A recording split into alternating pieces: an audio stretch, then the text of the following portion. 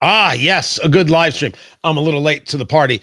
Got my aging room Connecticut right here. I've got you right here. Let the show begin.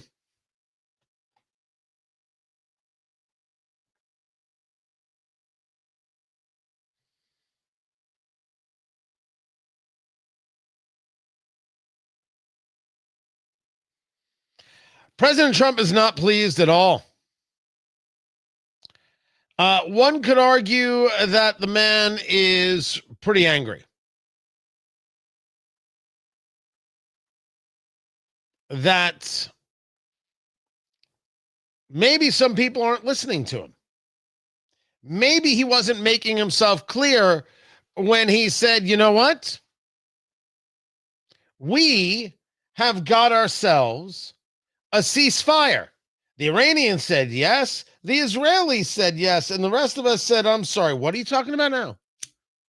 You have a ceasefire between Israel and the Islamic Republic of Iran, which has spent its existence saying death to Israel, death to America, death to Zionists, death to the Jews. Now all of a sudden there's a deal that's set. So a ceasefire goes into play. And the first part of the ceasefire seems, innocent enough. The first part of the ceasefire is Iran will stop firing on Israel, stop these ballistic missiles. Tony Katz today, good to be with you. Find everything at TonyKatz.com. Streaming live on the Twitter X, on the YouTube, on the Facebooks. Facebook, Tony Katz Radio, YouTube, Tony Katz, Twitter X, Tony Katz. Find me there. And then the Israelis, 12 hours after that 12 hours, they'll stop firing. And then we'll have this ceasefire. And you know what? You know what, says President Trump? It's gonna mean a lasting peace. It's gonna mean a lasting peace. I don't know how President Trump got to that philosophy. I really don't. I don't know what made him think that was going to be the case. That has never, ever been the case. Why would he think this? You're going to get it's kind of one of the nuttier things I've ever heard in my life. But I understand Trump. The guy is nothing but optimistic and believes by sheer force of will, he can get this done. Well, sure enough, Iran sends a couple of missiles. Then comes another missile by which Israel says, okay, these people aren't serious. Bam, pow, ping. They take out a radar array, everything else. Trump catches wind of this. Trump is angry. Very angry. Iran violated the peace agreement and the ceasefire agreement. Do you believe that Iran is still committed to the peace? Yeah, I do. They violated it, but Israel violated it too. Are you questioning if Israel is committed? Israel, as soon as we made the deal, they came out and they dropped a load of bombs, the likes of which I've never seen before. The biggest load that we've seen. I'm not happy with Israel. You know, when I say, okay, now you have 12 hours, you don't go out in the first hour and just drop everything you have on them. So I'm not happy with them. I'm not happy with Iran either. But I'm really unhappy if Israel's going out this morning because the one rocket that didn't land, that was shot, perhaps by mistake, that didn't land. I'm not happy about that. I don't know what you mean by accident. Missiles that get shot by accident are still missiles that are shot. And if you want me to believe by accident, I think that's adorbs. But of course, that isn't the quote that everybody's talking about. This is, hey, producer Landon, I know I've got it right, but finger on the dump button just in case. They violated it, but Israel violated it too. Are you questioning if Israel is committed? Israel, as soon as we made the deal, they came out and they dropped a load of bombs, the likes of which I've never seen before. The biggest load that we've seen. I'm not happy with Israel. You know, when I say, okay, now you have 12 hours, you don't go out in the first hour and just drop everything you have on them. So I'm not happy with them. I'm not happy with Iran either.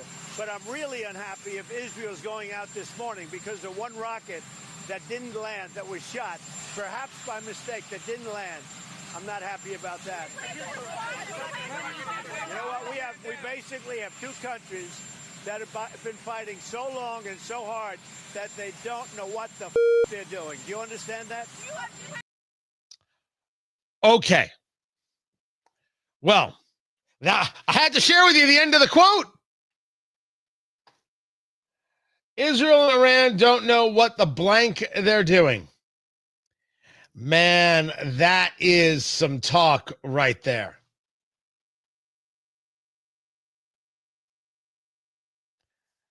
I would argue they both have desires. And some of those desires might be different than yours, Mr. President. Not knowing what they're doing. Listen, you could say that about Israel if you choose. Israel is tired of being shot at. Israel does not want to be killed. Israel wants to exist. Iran doesn't want for Israel to exist. They have different desires. You, Mr. President, have a third desire. Could you all stop being weird and just do some trade, make some money, and move on with your day? That's how Trump sees the world. It's how Trump sees the world. And then there were the Truth Social posts where Trump is saying to Israel, oh, turn that stuff around. Don't you let that plane get there. Don't you dare. Turn that gun.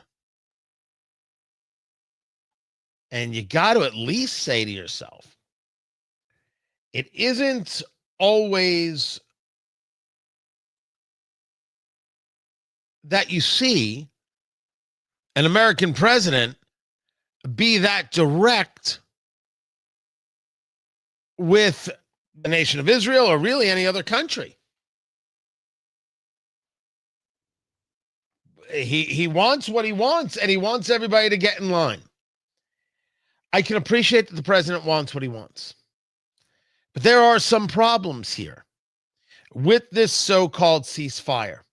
Starting with, the president can fool himself all he wants. Real life doesn't allow for this. It doesn't. Trusting the Ayatollah is insane. Insane.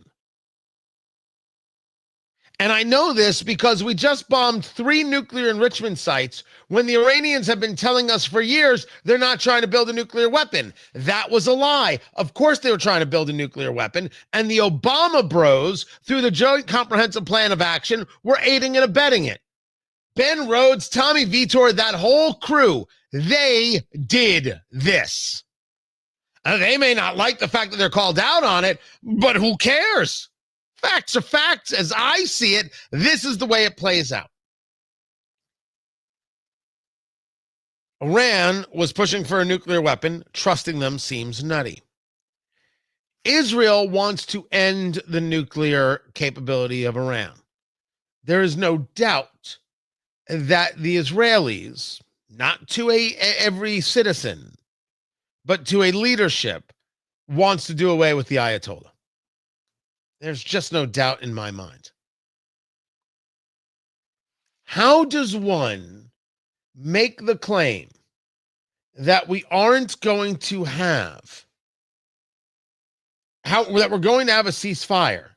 And how do you then apply this to, well, for example, the people of Iran? Because there's a group of people that haven't been discussed yet.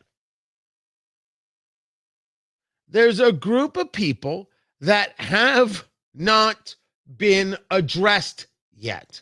That's the Iranians. The Iranians might see this moment of a very, very weakened Ayatollah, and say, now we can go about getting our freedom from this Islamic hellscape. We can move our way towards having a country that's worthwhile a country that is free, a country that matters. Trump does not seem to be too down for this idea of regime change. Listen carefully. Why in the world would we keep the Iranians from doing what they feel is necessary, and that is putting an end to this Islamic regime that has been harming them, hurting them, damaging them, attacking them, killing them, abusing them for decades? Is the President of the United States really opposed to such a thing? Because if Donald Trump is opposed to that thing, then Donald Trump is wrong. Does ceasefire apply to the Ayatollah and the Israelis, or does it apply to the Iranians? Does it apply to the Iranian people who may be looking for something better? That's a question. That's a real question that needs an answer. It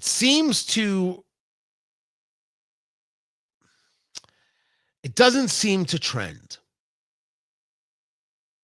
Do I think a ceasefire is possible? Not with the Ayatollah. No, I absolutely do not think that it is possible. Is it possible that I am wrong? It's always possible I am wrong. I give everything a go if you feel you need to. I'm not telling you no, and I'm not saying this isn't what the president wants. It's exactly who he is. No part of what he has said or what he has done is surprising by any stretch of the imagination. What is surprising are the amount of people who are surprised. What would be surprising is if President Trump really thought this could hold. I could totally be wrong. I am thinking of the Iranians now. Do they have the ability to make this decision for themselves? Is this the time they decide to throw off the chains and the shackles and the oppression of the Ayatollah and this Islamic fundamentalist hellscape? I hope it is. Because as I have said, and I've argued on this program, it has to come from them. But if Trump's idea of a ceasefire is that shouldn't happen, well, then Donald Trump is wrong.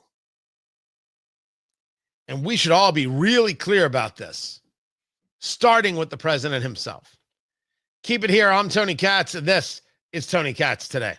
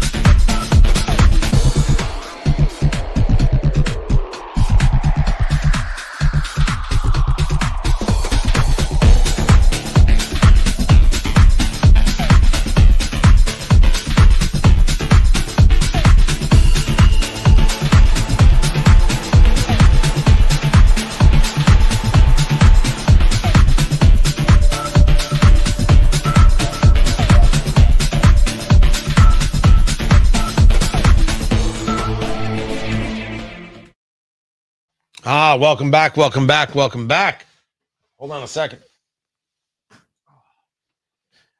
Oh, so by the way, not to be too gross, but I'm wearing the short sleeves today. So that's the scar right there. That's not bad. That's not bad from the whole arm surgery debacle thing right there. That is the scar. I was looking for because I know that President Trump was on Air Force One and he brought this up about regime change. And I think his commentary was like, regime change, that could be chaos, and we don't need chaos right now.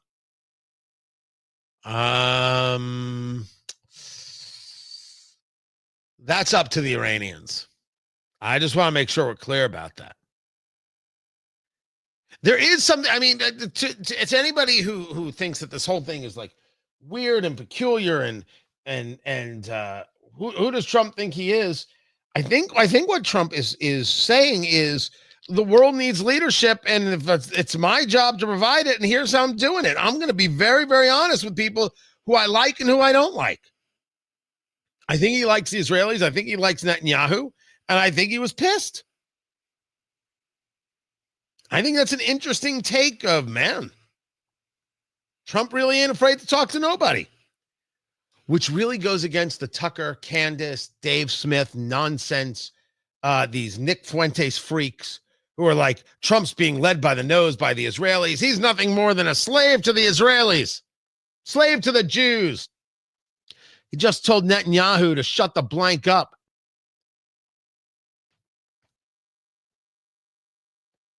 I mean, you can't say one and then not notice the other. They were always wrong, though. Always, always, always. Let's get back to the show.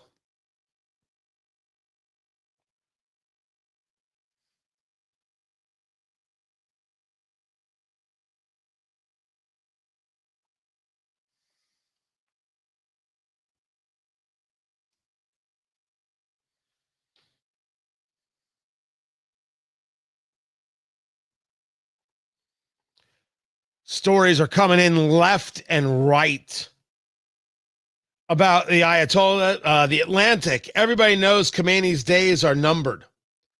A well-placed group of Iranian insiders consider a future without the supreme leader. The question is, do they consider a future without being Islamic fundamentalists? Without being Islamists? That's the only question. Which led to a whole question yesterday. Did the Ayatollah make this deal or did somebody else make this deal? Holy bloody heck. Who in the world is in charge? That's the question. Tony Katz today. Good to be with you. It was Pam Bondi in charge yesterday as she's getting these gotcha kind of questions from, what's her name? Madeline Dean, representative from Pennsylvania, going directly after the AG. What kind of conversations do you and Donald Trump have? Why won't you tell us the conversations you have? Pam Bondi was on point yesterday. You want to protect law enforcement, but your principal, the president, pardoned every single one on January 6th. It rings hollow when you say these words, that if you spit on a police officer, we're going to go after you. Talk to my friends who are Capitol Police officers who were here, 5 of whom are no longer here. They are dead. And this administration, and I guess I want to ask you, did you have any advice for the president when he came forward with the blanket pardon on January 20th? Let's be clear before we allow Representative Dean there to move on. Not a single Capitol Police officer was killed because of January 6th. Not a one. I don't agree with everything that happened. There's some people who belong in jail. No one died. That is a lie. What she intimated there, again, a lie. These are the same people who want to say that Trump said very fine people on both sides.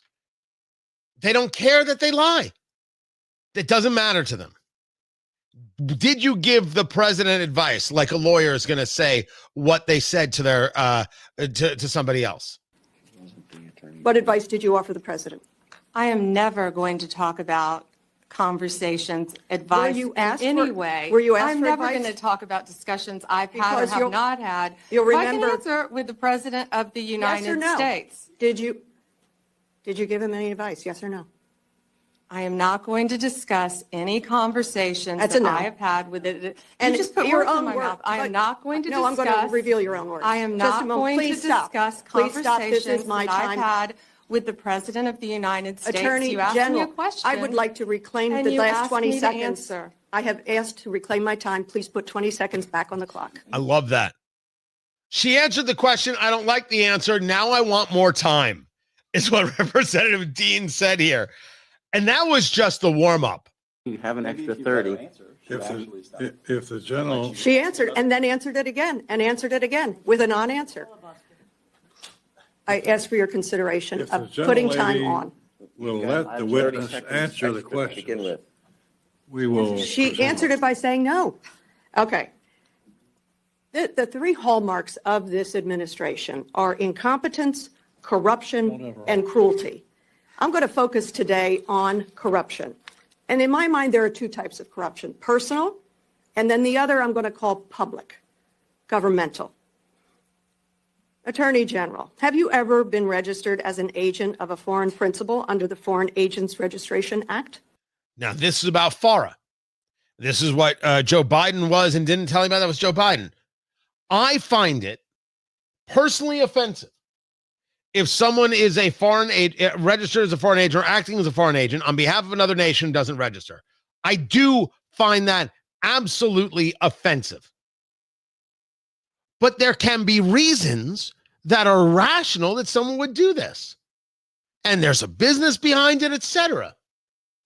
What Madeline Dean is trying to do is trap the Attorney General through not giving a full story, a full explanation. Check this out. I assume you're talking about when I represented the country of Qatar for a very short time. The Hold answer is on. yes. No, Hold excuse on. me. No. No. For anti-human trafficking for the World Cup. Anti-human trafficking or for the no? World Cup. Attorney You can't General- put words in my mouth. No. You want to talk about incompetence? You're the one that Excuse said me. Joe Biden on PBS was competent. You had to retract those words. So Mr. don't Chairman- talk to me. Don't insult me publicly. Oh my gosh, that's so good. Were you a registered foreign agent? Yes, for Qatar. I don't want to hear any more. That's all I need. You don't want to hear what I was doing. You don't want to hear the rest of the story. You want to utilize it as an attack mechanism. You don't want me to be able to respond. Can I ask what the purpose of these hearings are? Until the Democrats and yes, Republicans get to the idea that the hearing is about information that then helps us govern the nation and isn't about personal political attack, we're never going to be all right. Madeline Dean looks terrible here. She should do better. This is Tony Katz today. Man. By the way, how old is Pam Bondi? Double check me there, producer Landon. How old is Pam Bondi? She's 62? She's 59. Okay. Okay.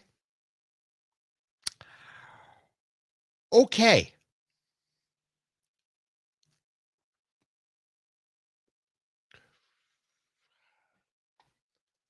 Well, there you go.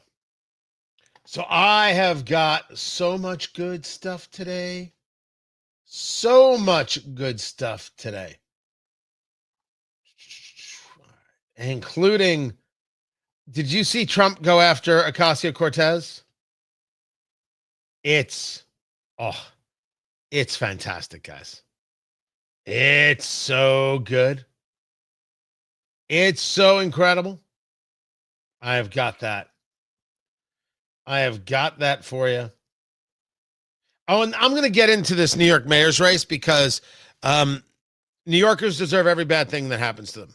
They did this to themselves. And it's time for people to move. You just got to walk.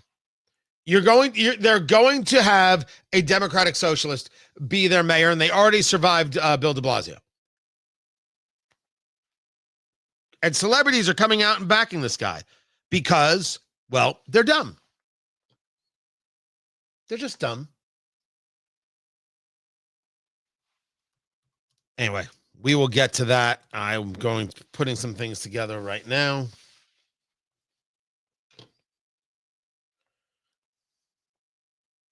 Let's see if I've got this right here. I do not know who that is.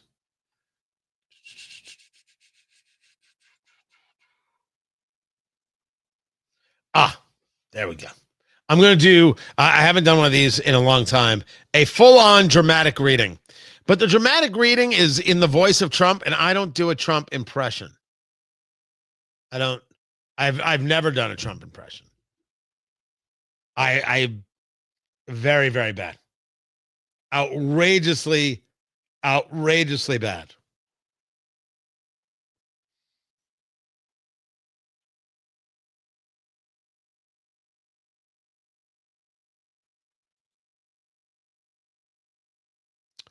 Sorry, just getting ready. Man, it was a busy, I usually am a little more set up than this. Oh, and then I've got the post where Donald Trump is saying, thank you, Jeb Bush. Very much appreciated.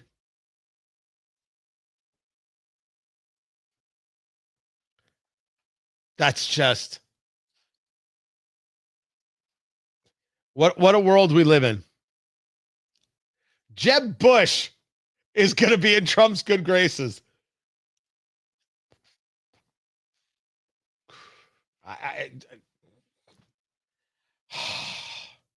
It's the upside down, people. It truly is. Glad that you're here. You've got questions. I've got answers. Just a bunch of news has been coming in extra fast, and I want to make sure that I'm getting everything. And for those of you who are cigar smokers, the Fuente Opus X Heaven and Earth assortment will be to retailers according to Cigar Aficionado on July 14th. Comes with the travel humidor made by Prometheus. What is it going for?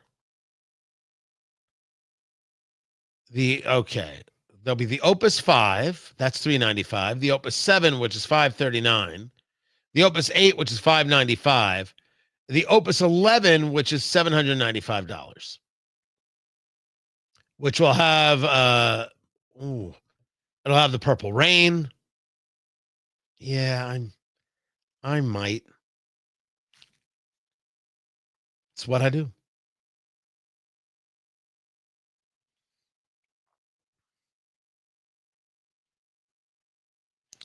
Now, I have much more to get to, like on the Supreme Court siding with President Trump, saying that you can engage deportations to third-party countries. Tony Katz today, a 6-3 decision. Shame on the liberal justices who fail America so often that when they get one right, it's kind of hard to believe. It's shocking, actually, that they get one right. These liberal justices really don't seem to have a care for the fact that the president decides immigration policy, not some ridiculous judge. And if you want to know how ridiculous the judge is, there's this Boston judge who said to the Trump administration, you cannot engage these deportations to South Sudan. This goes to the Supreme Court. 6-3 decision. Supreme Court says the president of the United States can engage these deportations where the president of the United States wishes to. Done. Finished. Complete. Enter this Judge Brian Murphy, a Biden appointee. He said that the Department of Homeland Security has to give migrants notice, allow them to raise concerns about potential threats of torture before deporting them to a third country. This is what the Supreme Court said. No. That was Monday morning. Monday evening, this judge issues an order blocking the removal of 8 migrants currently held at the U.S. naval base in Djibouti. The Supreme Court ruled, and this judge said, nah. Oh, I didn't know that's how it worked. I was not aware that was how these things worked. Because if this is how it works, no one has to listen to a judge ever. Ever. Ever. If a judge doesn't have to listen to the Supreme Court, the president doesn't have to listen to a judge or the Supreme Court. That's all there is. This is the judicial activism at play. They don't care.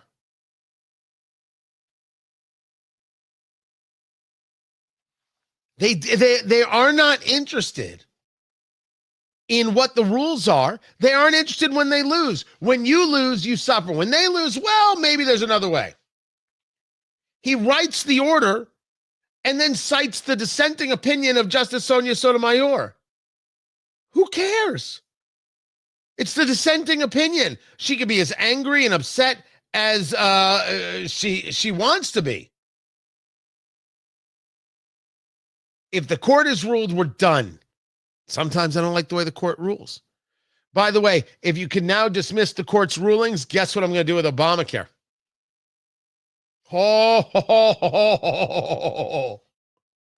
That's me. That's me. Because if we're dismissing the court's rulings, somebody else might dismiss same-sex marriage. I don't know how it's going to go down. No idea. These judges need to be held to account. Now, there was a theory that what you do is you don't dismiss the judge's decision. You let it work through the process, because when it gets to the Supreme Court, these people keep losing. The problem with that methodology is that what you get is a giant waste of time. The president not able to do his job, which is, of course, the goal, to keep you from having the duly elected president, very possibly the president you voted for, being able to do the job you voted for him to do. It's nothing to do with the president. It's everything to do with you. They want to stop you. They want to damage you. They want to shame you. They want to teach you the lesson that you have no power, even if you vote the wrong way, that they retain the power. Throw this judge off the bench and get rid of this bench altogether. There's no need. If this isn't the abuse of the judicial system that can get Chief Justice Roberts to say, what the hell are you all doing? Then what is? What possibly is? I would love to hear him say this. I would love to hear the justices in a unified voice say, you don't get to do this. And if the liberal justices like Ketanji Brown Jackson and Sonia Sotomayor are okay with this, I wonder what they're going to say when they're in the majority. And the rest of us say, we're not listening to that. Screw that. If the robed people don't have to pay attention, we don't have to pay attention either. And we shouldn't. We shouldn't pay attention at all. But that actually wasn't the thing I was going to get to. I was going to get to it later. I got to it now. It's fine. The story I wanted to get to was Donald Trump punching Representative Ocasio-Cortez in the face. Because it's very clear that the answer is go get him. And it's very clear that his base loves it. That Representative Ocasio-Cortez or Representative Jasmine Crockett or Representative Tlaib or Omar, first of all, that they're representatives is just proof of how lost the Democratic Party is.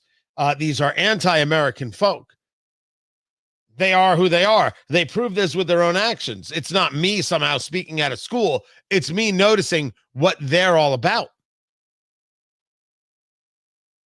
But they think they could do anything and say anything and nothing should happen. They think they're so social media savvy that everything they say is fine. It's not. That Representative Ocasio-Cortez can get a post that has 449,000 likes is super impressive. Super impressive. But does that mean they're going to win back the House? Not necessarily. Ocasio-Cortez wrote, the president's disastrous decision to bomb Iran without authorization is a grave violation of the Constitution and congressional war powers. He has impulsively risked launching a war that may ensnare us for generations. It is absolutely and clearly grounds for impeachment. Well, the first part of that is false. The second part of that is nonsense.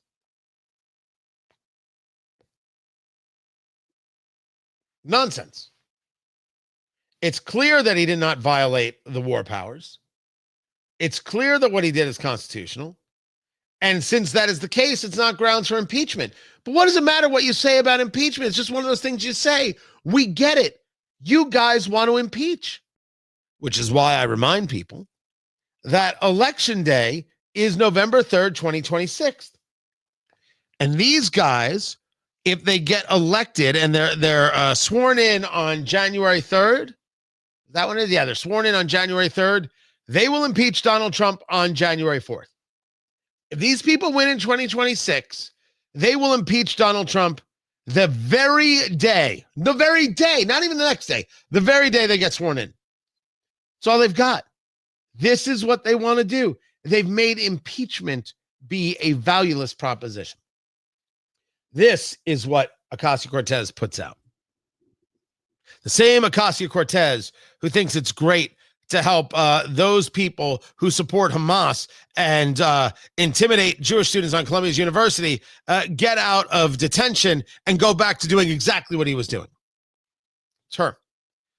President Trump responds in its very, very classic Trump way. Now, I was going to do a dramatic reading, but I don't really have good dramatic reading music for this. So I would do it as an impression. I don't really do impressions. I never have. So I'm just gonna go with it straight. Like sometimes I do I do the dramatic reading. Should I do it with the music? Because I could do it with the music. All right, I'll do it. I'll do it with the music. It's gonna start where it starts. Here, let me see if I've got the music right. These people. That's good, but that's not the music I was going for. I hate old white men. Also good, but was not it right there. Okay. This is the dramatic reading. Okay. This is Donald Trump on Representative Ocasio-Cortez. Here we go. I've got it right. Here we go. Okay. Here it is.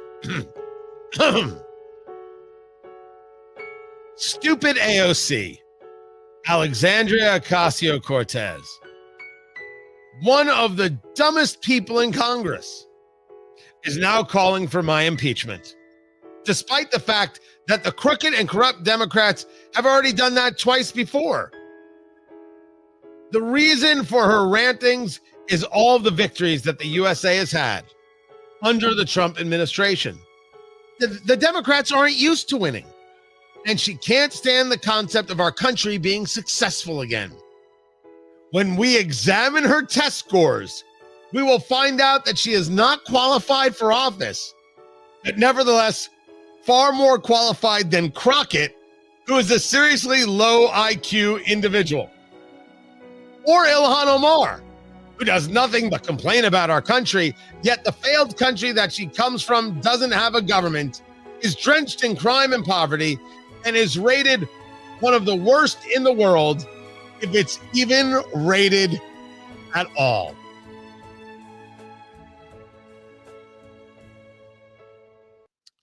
I just need to get a drink because there's more.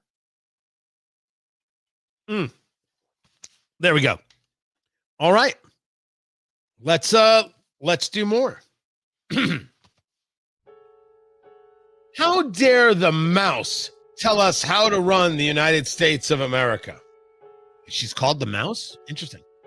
We're now just coming back from the radical left experiment with Sleepy Joe, Kamala, the auto pen in charge. What a disaster it was. AOC should be forced to take the cognitive test that I just completed at Walter Reed Medical Center as part of my physical. As the doctor in charge said, President Trump aced it, meaning I got every answer right. Instead of her constant complaining, Alexandria should go back home to Queens, where I was also brought up, and straighten out her filthy, disgusting, crime-ridden streets in the district she quote-unquote represents, and which she never goes to anymore. She better start worrying about her own primary before she thinks about beating our great Palestinian senator, Brian Chuck Schumer, whose career is definitely on very thin ice. She and her Democrat friends may have just hit the lowest poll numbers in congressional history. So go ahead and try impeaching me again. Make my day.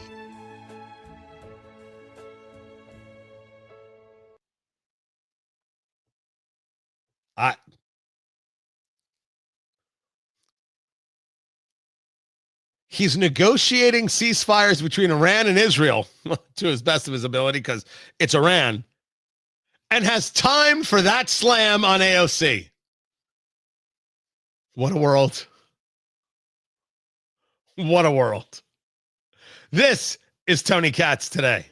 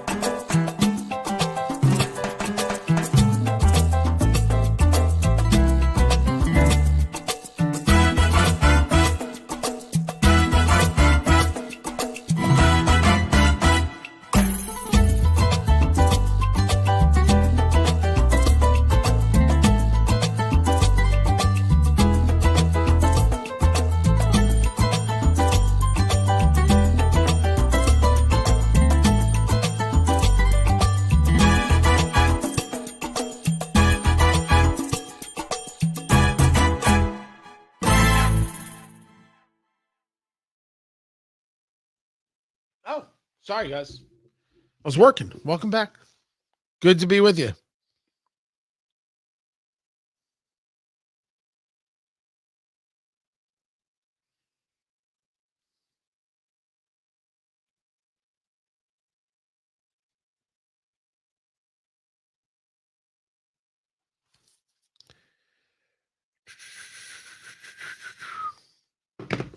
So, first of all, thoughts on my dramatic reading.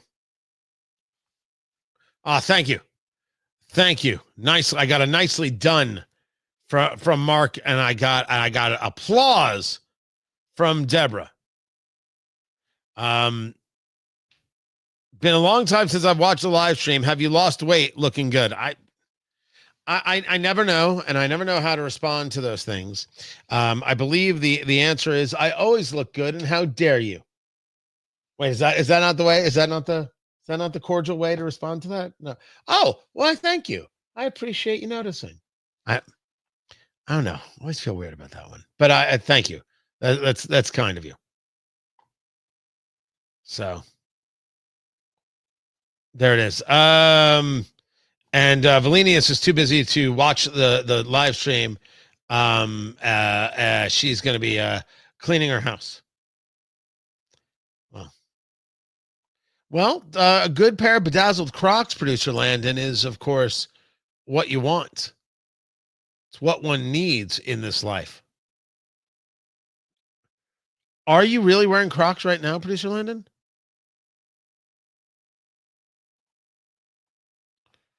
Okay. Well, I think that's messed up. I think wearing Crocs is messed up. I do wear I slides. Are they called slides? Because you slide your foot right in. Yeah. So I do wear those around the studio. I used to wear flip flops. You were not there. You didn't work there when I used to go into the station. I would change. It didn't matter summer, winter. I change into flip flops because I like my feet cool when I do the show. So I still do that. And I'm heading to Florida in a few days. I'm going to see my mother, and people are like, "So, are you going to wear a suit when it's like 100 degrees out and 100% humidity?" And the answer is, I wear a suit on a plane. Yes, I am. There's a way to be. Let's get back to the show. Oh, this is a good one. You're going to enjoy. A little Ron DeSantis for us.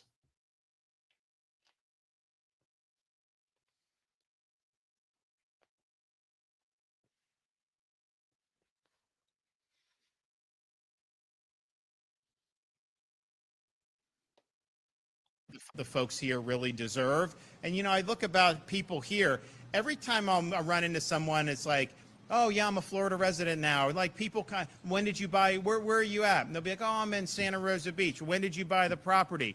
Oh, I bought it in 2018. I'm like, you've made a lot of money off that property since then because the values have gone up. And while there's good for that because people that own it have more equity and have more wealth, the reality is if they're going to come tell you your house is worth twice as much than what you purchased it and you got to pay higher taxes as a result, that's a negative of having rising property values. And it's an unrealized gain. You sell your house, it's one thing on a transaction for someone to say to tax, like a sales tax, but to say you're just enjoying property and all of a sudden the value, so you have to pony up. We don't really do that in anything else. I mean, you buy a stock, you hold it, and then you're taxed when you sell it. The stock doubles. They don't just tax you as you hold it. So unrealized gains is not the way you want to run a tax system, but our property tax system basically relies on these unrealized gains. So we're going to work hard to Yes!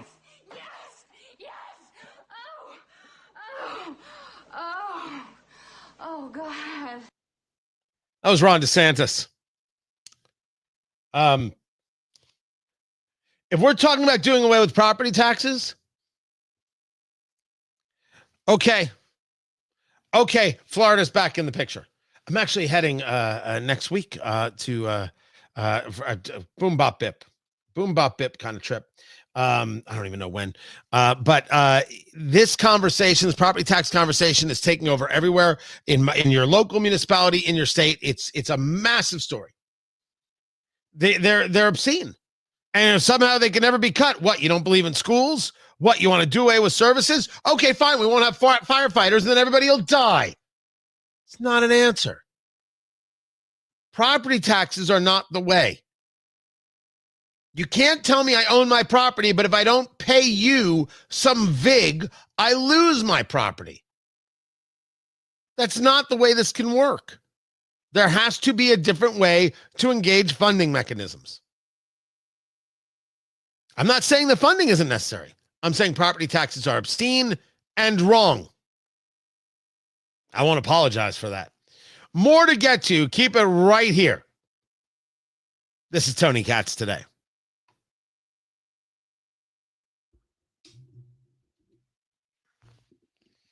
Oh, yeah, I still can't do that. I think I could do things. I can't. So what's happening is that the radio show is in break, so we're going to be in break as well. We'll be back in a little bit. There is more to get to. I've got the story in the New York City's mayor's race. I want to do some updates on what's going on in this possible ceasefire concept. So it really is a dominating news story today, and I want to make sure I give it its due while covering the other stuff. So stick around. Oh, good. Al Green has introduced articles of impeachment. Fantastic. What's new? Absolutely nothing is new. We should also talk about oil prices, which dropped hard yesterday at the announcement of a ceasefire. So we should get into that. We will keep it here. Smoke them if you got them. Right? I'm all in favor of that. And don't go anywhere.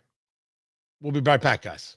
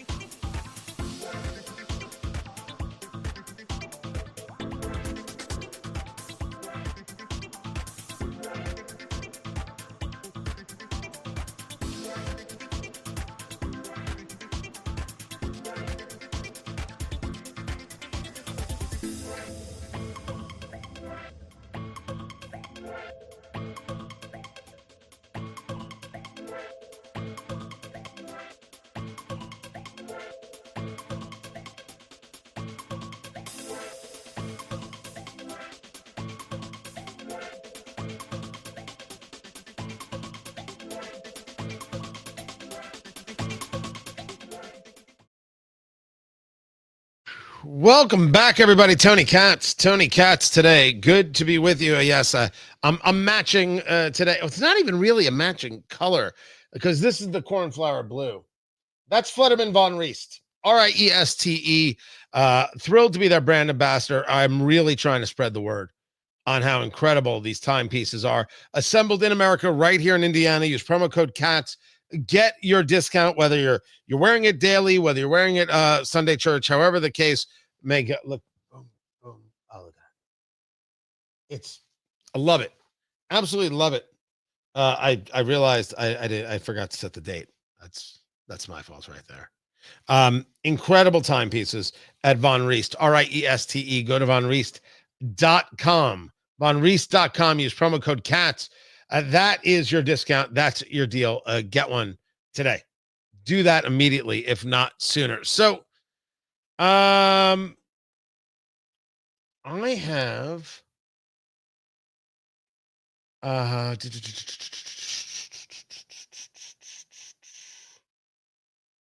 let's see. What do I have right here?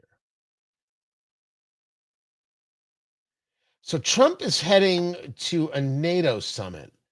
We will get into some of that. Spain is really balking at this idea of 5% of GDP. And I think that the 5% of GDP number might be an untenable number for some. Can we get everybody paying 2% of GDP to NATO? I think that some things are indeed true. And the argument is, well, listen, this is what it takes, and everybody's putting in an equal share, even though we have a much larger GDP, so we pay much more money for the defense. We understand this. Spain has other problems, including, they're very, very, as I see it, in their politics. Hold on, Bruce. Is the issue I'm wearing a casual shirt? I've been trying to be more casual. It's not my natural. My natural is to be the suit, but I couldn't do it because of the arm, and it was very uncomfortable to be in it. So I didn't. I've been doing this. So is this a problem? Is this shirt a problem? Is this look a problem to you? I mean, let me know. Let me know, because if I need to be in tails and a top hat, I'm all in. I would definitely wear a monocle. President Trump on his way to the NATO summit. This is taking place at The Hague in the Netherlands. And what he's looking for is 5% of GDP. Tony Katz today. What is going on, everybody? Find everything over there at TonyKatz.com. 5% of GDP is a lot of money for a lot of nations. The natural response is, wait a second, everybody puts in 5% of GDP, gross domestic product, and for the United States, it's far more money because our GDP is so much higher, and that's what it's going to take. And therefore, everybody is contributing equally in terms of a responsibility. I hear you. I get the point. So this leads to a bit of a follow-up, which is what happens if they can't, or what if they won't? Spain is one of those nations that is like, no. We cannot do this.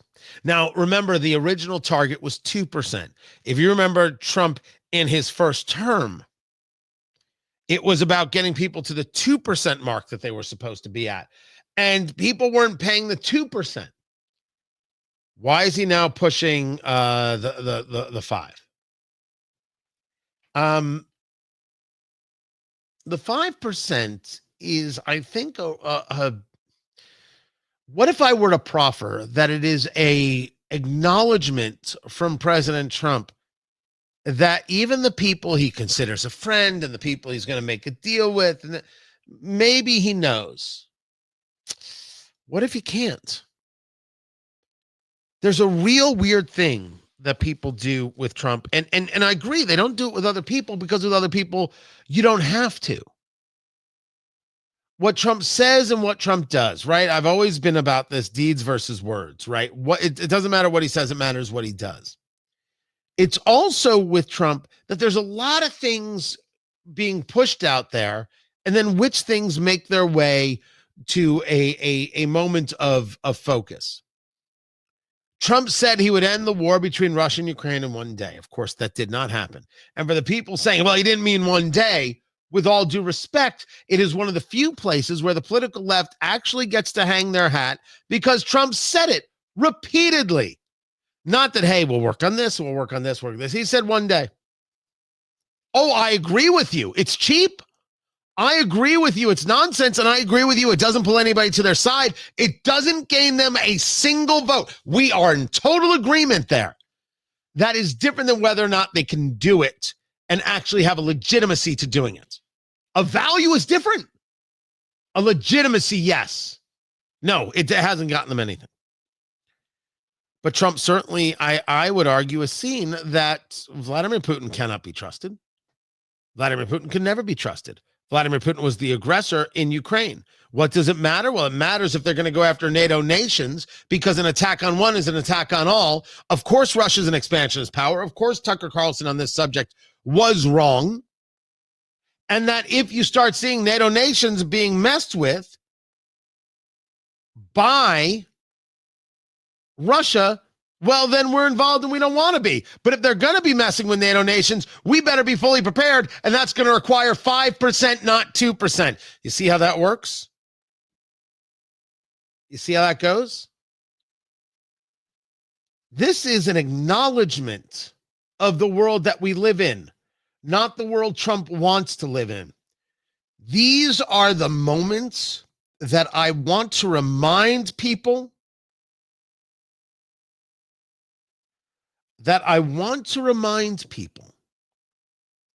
that this idea that Trump lives in a world not based in reality, but based in what he wants isn't true. He wants what he wants. He fights for what he wants. He talks about it. I mean, I'm sorry, saying, oh, we got a ceasefire between Israel and Iran. Oh, it's going to last for forever. He knows he's full of it. He knows it. He knows that's not the way that's going to go. There is no way for it to go that way. And he can scream and yell at Israel for responding to Iran firing missiles after the quote-unquote ceasefire. He could be like, turn those planes around. And yeah, Israel did. I think they may have already dropped their payload, but they did. They came right back. But there's no way Trump thinks that it's absolutely going to last for forever. There's just no way he can do that because he's not insane.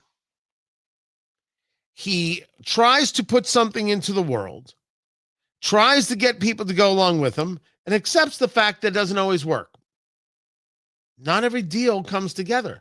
And since he views everything in this deal configuration, sometimes you got to be ready for what comes next. The deal doesn't work, so that means this thing over here. I believe he truly thought he could get everybody to the table and get a peace deal and get it stopped in Ukraine.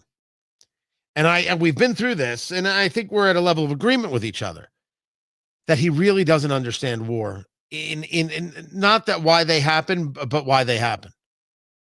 He understands Russia's the aggressor and Ukraine's trying to protect himself. He can't understand why would Russia even bother. Just trade with each other and go live your lives. Move on. Let's not be silly. Make deals. The other part of it makes no sense to the man. He cannot rationalize it. He's clearly never been able to, and that hasn't changed. Saying that we've got a ceasefire between Iran and Israel fails to recognize the Iranian call to destroy Israel and destroy the United States, their desire for a caliphate and for Islamic rule. These things don't get brushed aside because the president of the United States says, oh, we got a peace deal. It just doesn't. I look at this regarding NATO and say, this is the proof that Trump is not out of his head. Trump knows what's going on. He tries for a thing and recognizes that a reality exists that he cannot shake. 5% could very well be needed to deal with the threats that are coming.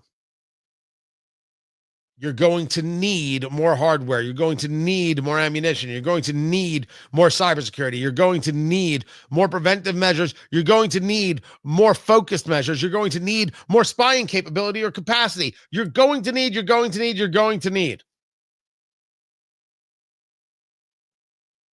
That requires more dollars. The Spaniards have said no. He's looking for an exemption. We fully respect, says the Prime Minister, Pedro Sanchez, the legitimate desire of other countries to increase their defense investment, but we are not going to do it because we can't meet it. They're like, we can't actually spend that. Trump's argument is, I don't think we need to hit the 5%, but I think they should. I think that's negotiation. He's looking at the dollar amount there in that conversation, but I think he's going the other direction. This is my hope. And I only hope that after watching Joe Biden as president, NATO realizes that you can't simply rely on America to do all the heavy lifting. You're going to have to do this. Because sometimes we might elect a president who doesn't know where he is. And a cabal is running the country. And man, they don't know how to do anything. So will we get to it? Will we get to the 5%? Will we see it? I don't know. I do not know what's going to happen. What I know is they're gathering together there in the Netherlands. This, Iran, Israel, it's all going to be on the table. I'm looking forward to seeing how many world leaders come to Trump to have a conversation. How many sit-down photos are we about to see? I'm Tony Katz. This is Tony Katz Today. All right. What was, I just got.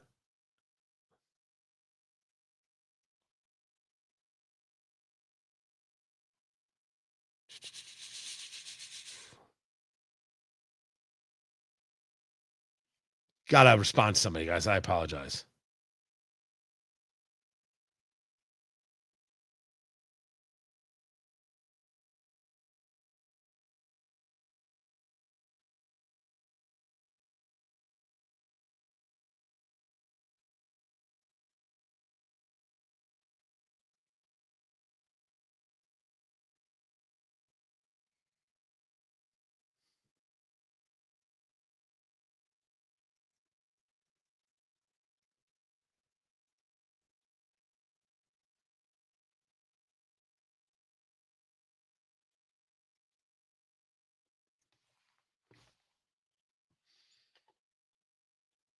All right. Good stuff all the way around. What do you guys got going on? And a lot of defense of my shirt. That so this matches the blue on the side screen over there. Yeah, it does. That wasn't the purpose, but neither here nor there. I do have some new gear coming that I like. Somebody I know has a pizzerias here in Indiana called Greeks, which, full disclosure, I do some work with, and it's like a mechanic shirt. And I'm like, that's it. That's a fantastic shirt. So I'm gonna try and get those. I'm gonna try and get those ordered and delivered. So maybe those, with the TK logo. Are you a Greeks fan, producer Landon? Were you a Ball State guy or are you a UIndy guy? Okay. UIndy is University of Indianapolis. That's where Dr. Matt Will teaches. Ball State is Ball State University. That's in Muncie, Indiana. And that's where David Letterman went. And now you know. What's up? UIndy has Adam Driver?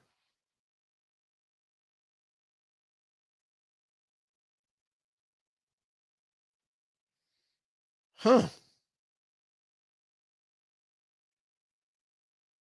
What do you know?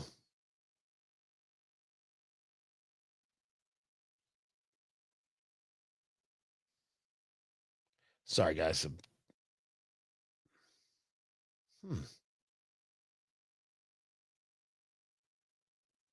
That's interesting.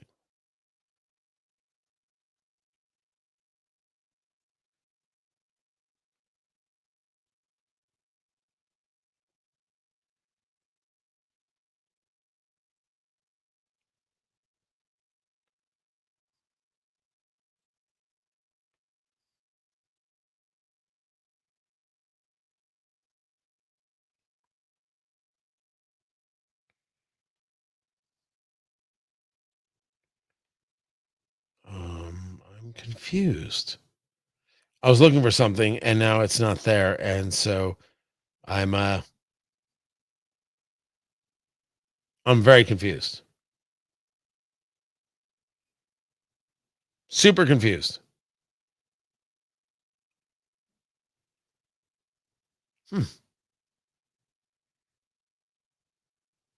Okay. Well, that's interesting. Very interesting. Get back to it.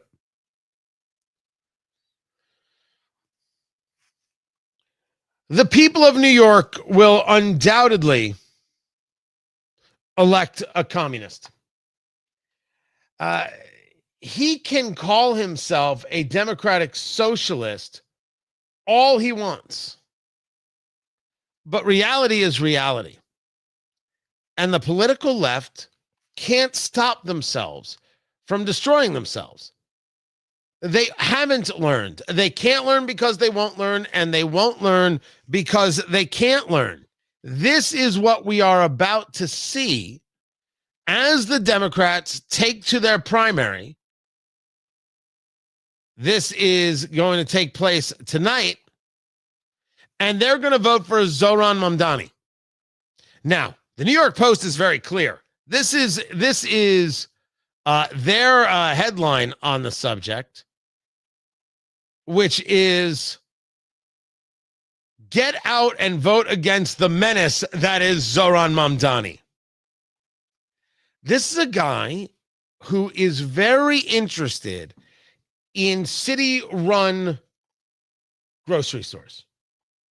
And you're like, the city doesn't know how to run grocery stores. The city doesn't even know how to run itself. Exactly the point. But a progressive never learns. A progressive thinks somehow they can do it better than the people who are in the grocery business.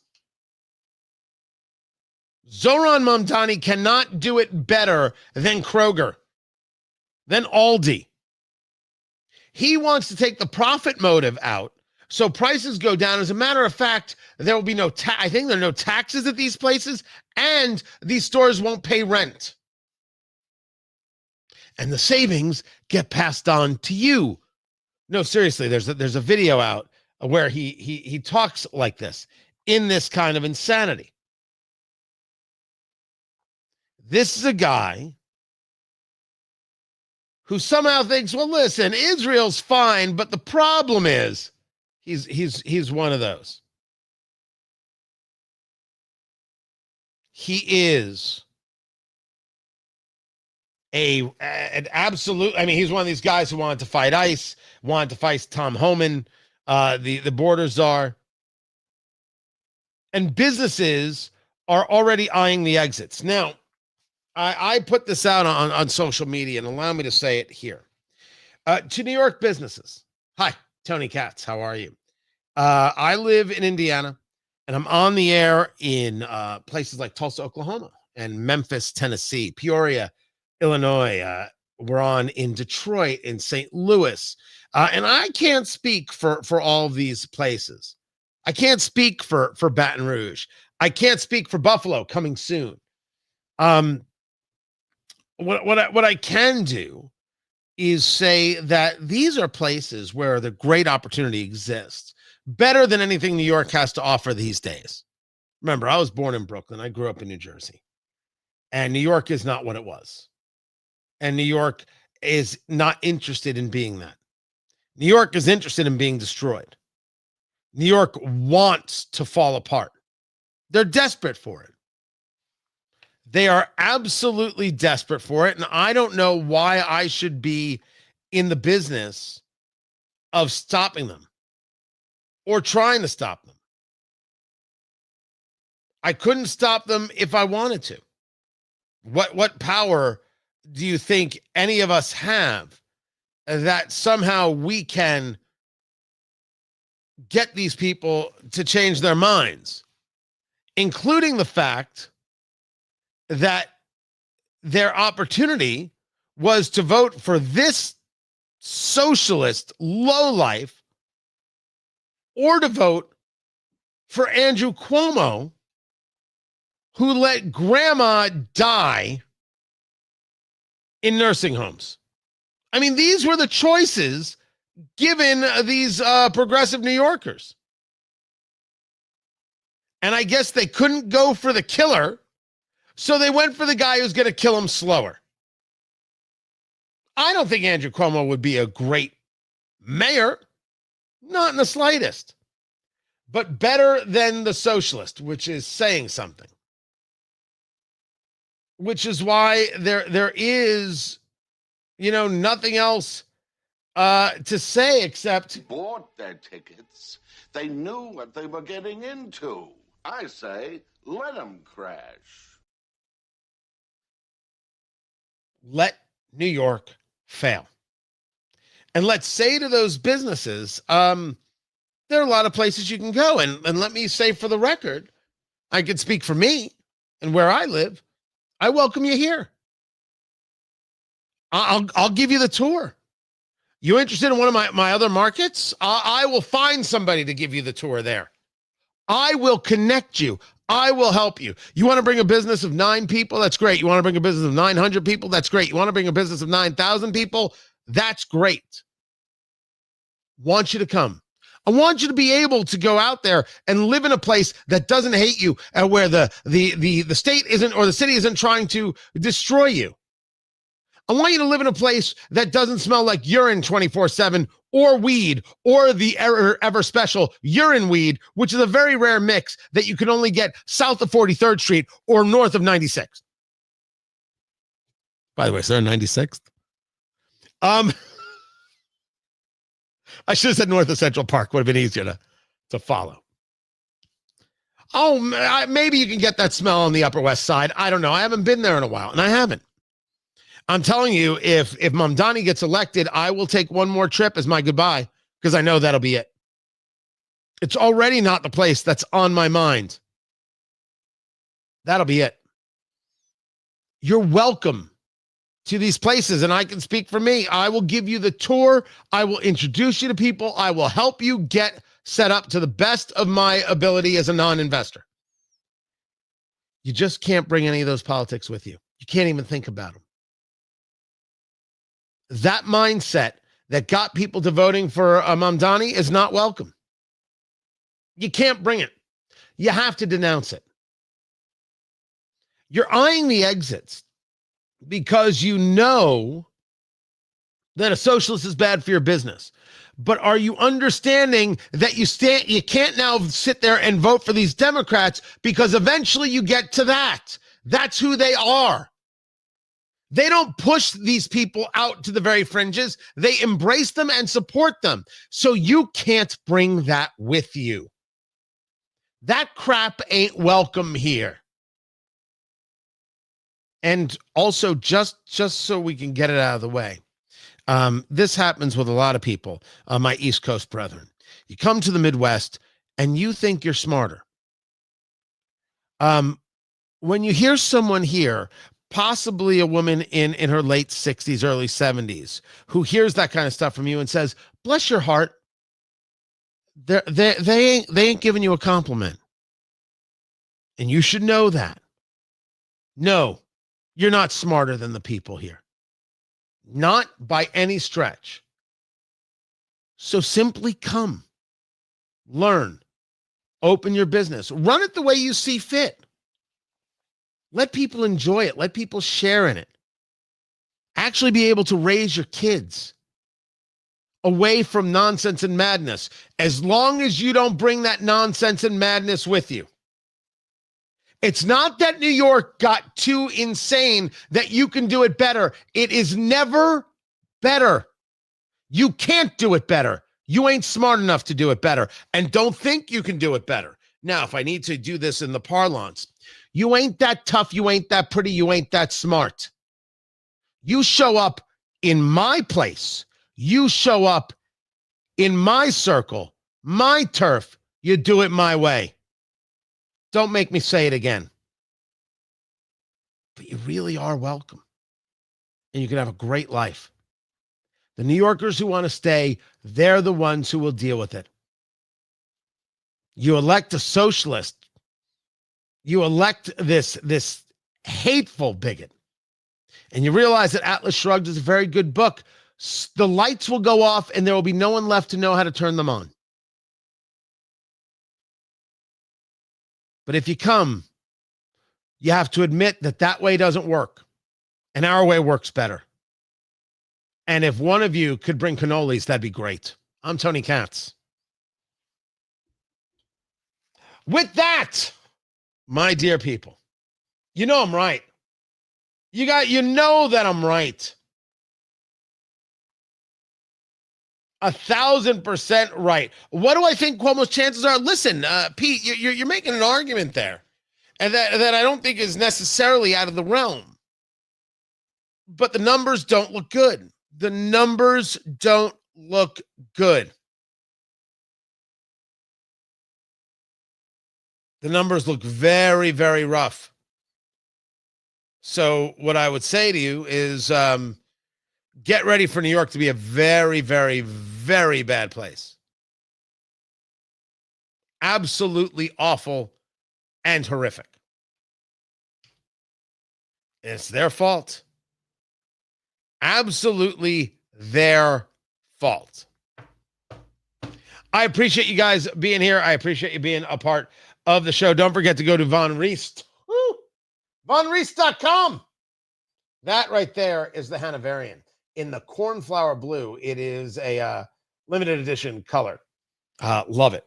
Absolutely love it. I happen to like the colorful things, but I don't like the fashion things. And this is the mix.